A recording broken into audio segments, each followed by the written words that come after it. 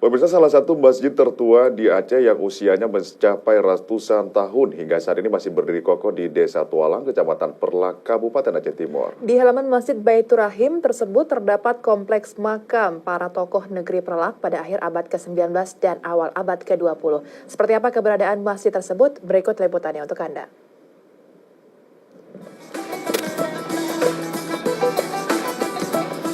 Salah satu masjid tertua di Aceh yang usianya mencapai ratusan tahun hingga saat ini masih berdiri kokoh di Desa Tualang, Kecamatan Perlak, Kabupaten Aceh Timur.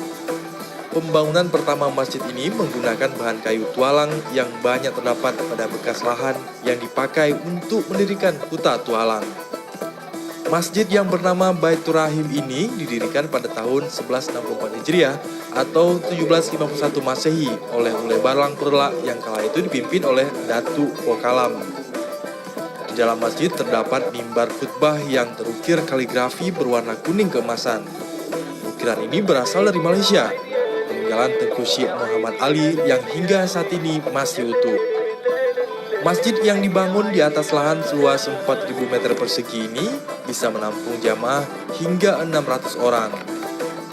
Salah seorang keturunan kelima dari Datuk Pokalam, Tengku Muklis Aziz menjelaskan bahwa pada tanggal 16 Zulhijjah 1303 Hijriah atau 1883 Masehi dilakukan rehabilitasi total yang menggantikan masjid lama dengan masjid berkonstruksi beton dan beratapkan genteng.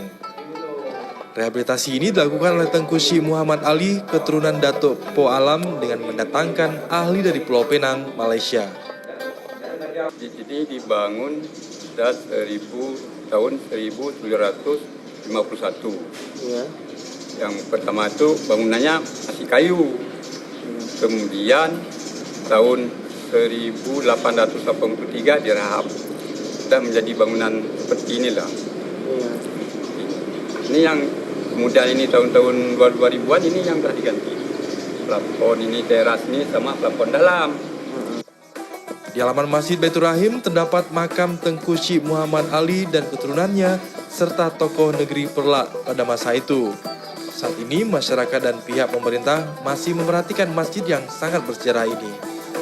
Dari Aceh Timur, Aris Munandar, Metro TV.